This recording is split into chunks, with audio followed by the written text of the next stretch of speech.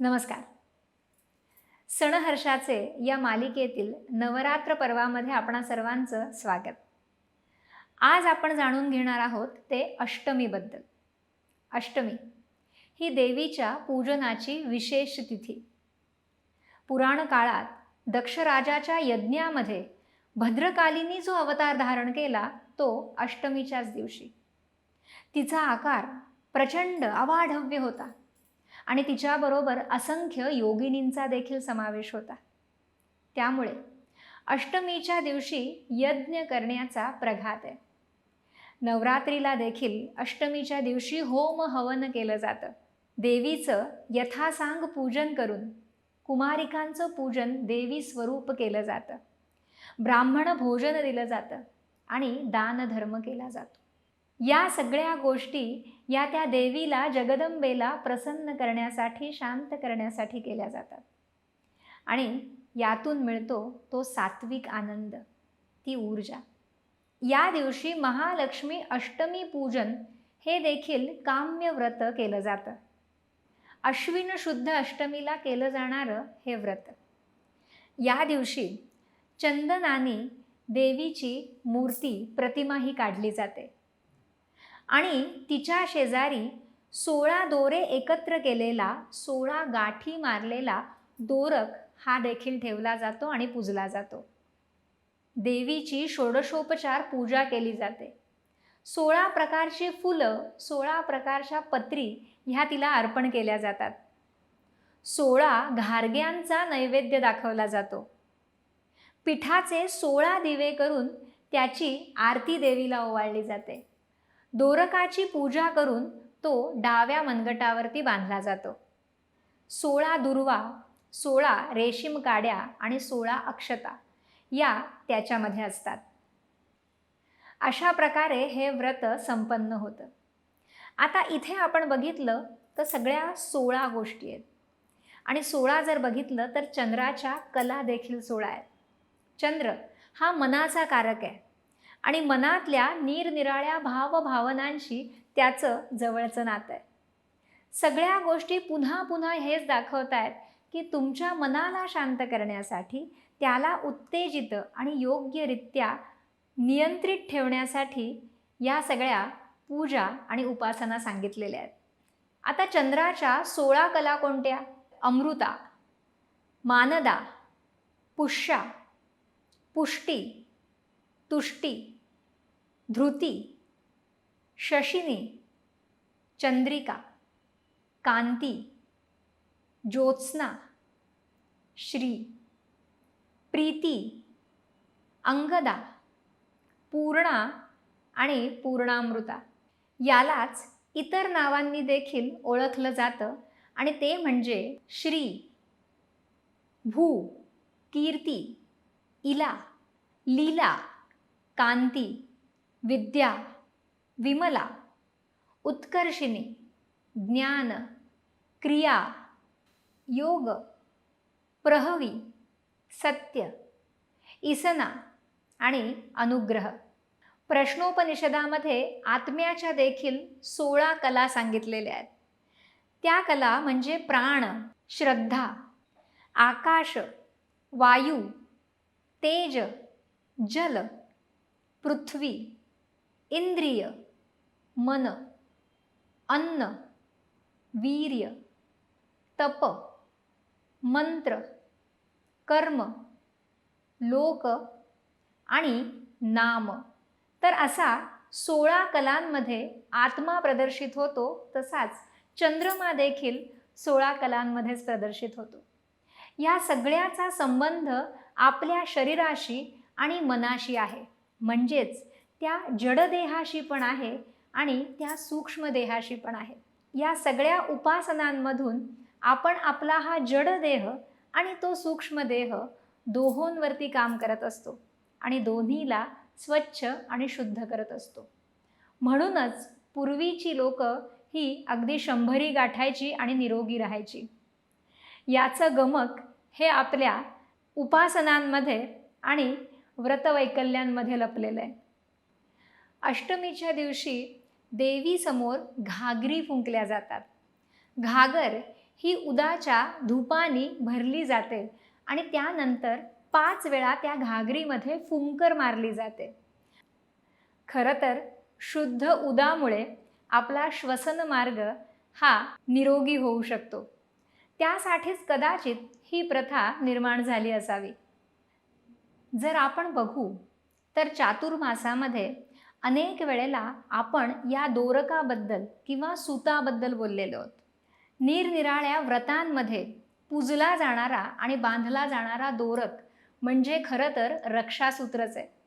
अभिमंत्रित असा तो धागा आपल्याला कायम ऊर्जित करत असतो आणि आपल्याभोवती एक ऊर्जेचं कवच देखील निर्माण करत असतो.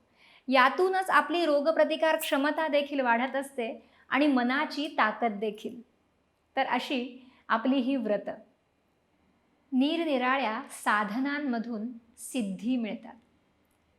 साधनेतूनच सिद्धीकडे जाता येतं. आणि महर्षी पातंजलींनी योगसूत्रामध्ये अष्टसिद्धी सांगितलेल्या आहेत. ते असं म्हणतात, विशिष्ट योग साधना केल्यानंतर योग्याला त्याच्या चित्तामध्ये, इंद्रियांमध्ये किंवा शरीरामध्ये असणाऱ्या असाधारण अशा योग्यतेची जाणीव होते आणि स्वतःची ती योग्यता तो योगी समर्थपणे जेव्हा वापरू शकतो ते म्हणजे सिद्धी. सिद्धी म्हणजे एखाद्या गोष्टीमध्ये महिरत हासिल करणं. एखादी गोष्ट तुम्हाला जेव्हा लीलया करता येते, त्यामध्ये तुम्हाला जेव्हा प्रावीण्य येतं, नैपुण्य येतं, ती म्हणजे सिद्धी. आणि हे करण्यासाठी लागते ती साधना. साधना म्हणजे काय तर एखाद्या गोष्टीमध्ये संपूर्ण आपलं चित्त एकवटून ती गोष्ट करणं, वारंवार करणं, त्याचा अभ्यास करणं, त्याच्या खोलात जाणं, ते समजून घेणं आणि ते आत्मसात करणं. जेव्हा आपण हे सगळं करतो तेव्हा ते आपल्याला आत्मसात होतं आणि आत्मसात झाल्यानंतर आपण ते करू शकतो. म्हणजे झाली सिद्धी. कुठलीही गोष्ट जी तुम्हाला आज अतिशय उत्तमरित्या करता येते ती तुमची सिद्धीच तर आहे. आणि मग ही सिद्धी हिलाच योगशास्त्रामध्ये विभूती असं म्हटलं गेलं आहे. प्रकृतीने प्रत्येकामध्येच काही ना काहीतरी योग्यता ही भरून दिलेलीच आहे. फक्त आपल्याला त्या जाणीवेपर्यंत पोहोचायचं आहे. साधना आपल्याला त्या जाणीवेपर्यंत नेते. आणि साधना म्हणजे केवळ डोळे मिटून ध्यानस्थ बसणं असं नाही आहे. साधना म्हणजे प्रयत्न आहेत. साधना म्हणजे सराव आहे. आणि जेव्हा तुम्ही हा सराव करता त्यावेळेला तुमच्यातल्या त्या योग्यतेची तुम्हाला जाणीव होते आणि त्या जाणीवेला प्रयत्नांच्या निकषावरती आपण सिद्धत्व प्राप्त करून देतो. योगशास्त्रांनी हेच सांगितलंय. योगसूत्रामध्ये महर्षी पातंजली म्हणतात की सिद्धी ह्या काही जन्मतःच असतात. जन्मापासूनच आपण काही ज्ञान हे घेऊन आलेलो असतो. काही सिद्धता ही आपल्यामध्ये जन्मापासूनच असते. त्याचबरोबर काही औषधी सेवनाने देखील सिद्धी प्राप्त होतात. आता औषधी म्हणजे काय तर आपण हेही म्हणू शकतो की अन्न हे देखील औषधच तर आहे.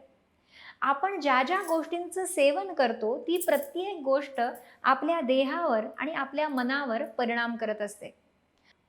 प्रत्येक अन्नातून जे धातू, जी पंचतत्व आपल्या देहाला प्राप्त होतात त्यातूनच आपली जडणघडण होत असते.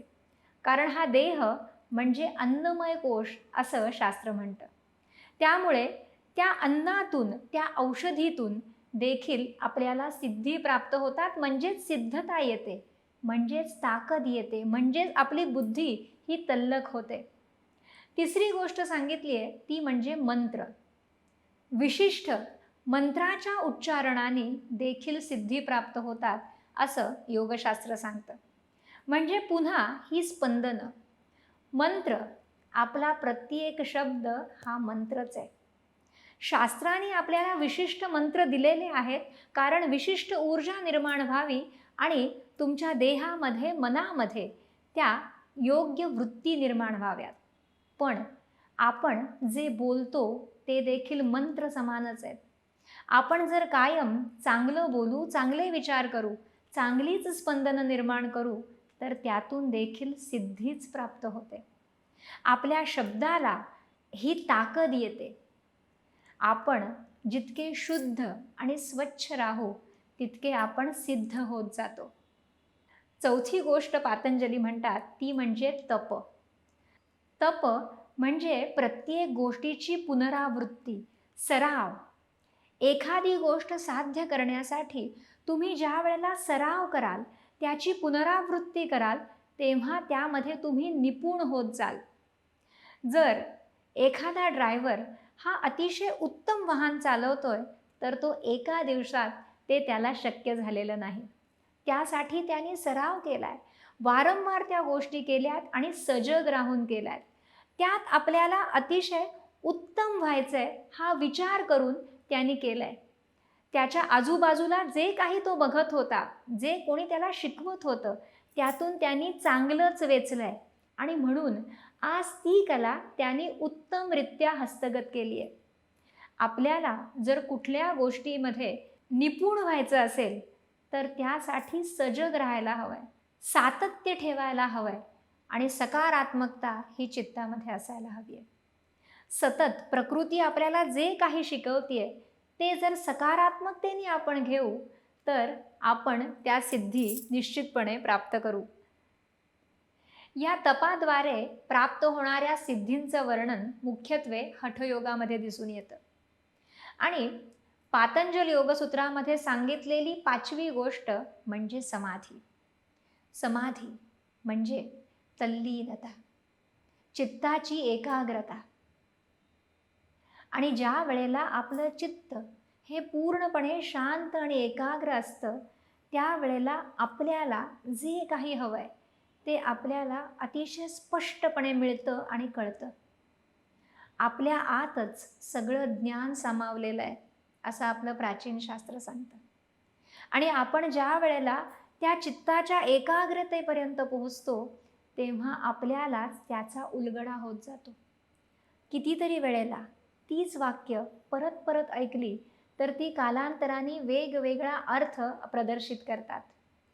एक कथा जी आपण लहानपणी ऐकली होती त्याचा अर्थ तेव्हा वेगळा कळला होता, ती तरुणपणी ऐकली त्याचा अर्थ वेगळा कळला आणि जेव्हा ती पुढे जाऊन वयस्क झाल्यानंतर आपण ऐकतो तेव्हा त्याचा अर्थ वेगळा कळतो.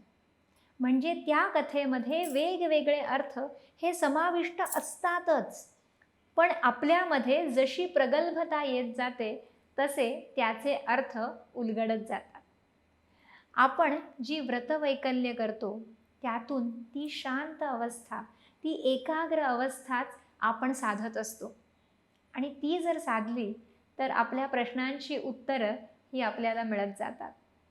असंच काहीसं आपली ही व्रतवैकल्य आपल्याला शिकवतात.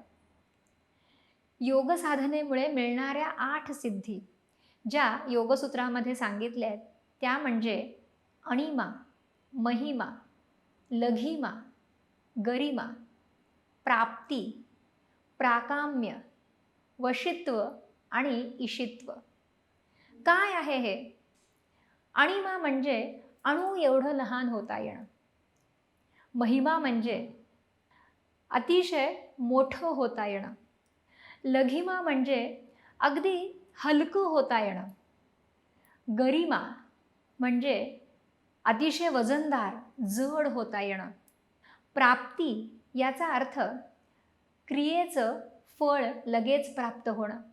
प्राकाम्य याचा अर्थ सर्व इच्छा पूर्ण होणं. वशित्व म्हणजे पंचमहाभूतांवरती नियंत्रण असणं.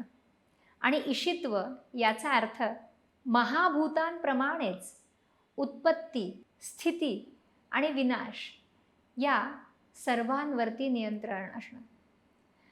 जर तुम्ही बघाल तर आपण ह्या सगळ्या अवस्था कधी ना कधीतरी अनुभवतो. कधीतरी अशा काही घटना घडतात की तिथे आपण अगदी लहान झाल्यासारखे वाटतो. काहीतरी असं घडतं की तिथे आपण खूप मोठे झाल्यासारखे वाटतो. काहीतरी आनंदाचा क्षण असतो जिथे आपण अगदी तरल होऊन जातो, हलके होऊन जातो. तर काही वेळेला अशा घटना घडतात की शरीर अगदी जड होऊन जातं, पायही उचलता येत नाही. ह्या निरनिराळ्या अवस्था आहेत आणि ह्या अवस्था आपल्या मनाच्या अवस्थांवर अवलंबून आहेत. पण यावर आपलं नियंत्रण नाही. आपलं नियंत्रण येण्यासाठी साधना आवश्यक आहे. साधनेने आपल्या मनावर आपलं नियंत्रण येतं आणि ह्या अवस्था जेव्हा आपल्याला हव्या आहेत तेव्हा आपण अनुभवू शकतो किंवा निर्माण करू शकतो. तर अशी ही महिमा आहे उपासनेची. आज आपण बोलतोय ते म्हणजे नवरात्रातल्या अष्टमीबद्दल आणि जाणून घेणार आहोत अष्टमीला पूजन केल्या जाणाऱ्या महागौरी या दुर्गेच्या रूपाबद्दल. नवदुर्गांमधलं 8वं रूप म्हणजे महागौरी. तिला शिवा, श्वेतांबरा असं देखील म्हटलं जातं. दुर्गा म्हणून हिची पूजा महाअष्टमीला मंगल मुहूर्तावर केली जाते. अतिशय तेजस्वी, गोरा रंग असणारी ही महादुर्गा आदिशक्ती. महागौरीच्या या गौरवर्णावरनं तिला शंख किंवा कुंद फुलाची उपमा दिली जाते. महागौरीची वस्त्र आणि आभूषणं देखील श्वेत रंगाची असतात. चतुर्भुजा असणाऱ्या महागौरीच्या उजव्या बाजूचा वरचा हात हा अभय मुद्रेत असतो, तर खालच्या हातामध्ये त्रिशूळ आहे. डाव्या बाजूच्या वरच्या हातामध्ये डमरू आणि खालचा हात हा वरमुद्रेमध्ये आहे. तिच्या तेजानी सर्व विश्व हे प्रकाशमान झालेलं आहे. महागौरी ही एक तपस्विनी आहे. भगवान शंकरांना पती स्वरूप प्राप्त करण्यासाठी तिने 8 वर्ष घोर तप केलेलं आहे. तप करताना ऊन, वादळ, पाऊस, वारा या सगळ्यामुळे ती काळी पडली आणि जेव्हा श्री शंकर प्रसन्न झाले तेव्हा त्यांनी तिला गंगाजलाने स्नान घातलं. त्यानंतर तिचा वर्ण हा तेजस्वी गौर होऊन संपूर्ण जगामध्ये त्याची आभा फाकली. त्यावेळेला महागौरी देवींच्या शरीरातून जी छाया बाहेर पडली तिचं नाव म्हणजे कौशिकी. या कौशिकी देवीनीच शुंभ निशुंभाचा वध केला आणि संपूर्ण पृथ्वीचं त्यांच्या त्रासापासून रक्षण केलं. या तपाचं आचरण करत असताना एकदा त्या अरण्यामध्ये महागौरीच्या समोर एक भुकेलेला सिंह आला. महागौरी ही तप करत असल्यामुळे तिला पाहून त्याची भूक अजूनच खवळली, परंतु तिच्या तपोबलाने त्याला तिच्या जवळ जाता येईना. तो तिथेच वाट बघत बसला आणि खूप वाट पाहून तो क्षीण होऊन गेला. जेव्हा या महादुर्गेचं तप संपलं तेव्हा त्या सिंहाला बघून ती त्या सिंहावर आरूढ झाली. त्यामुळे तिचं वाहन हे सिंह देखील समजलं जातं आणि तसंच बैल देखील तिचं वाहन सांगितलं जातं.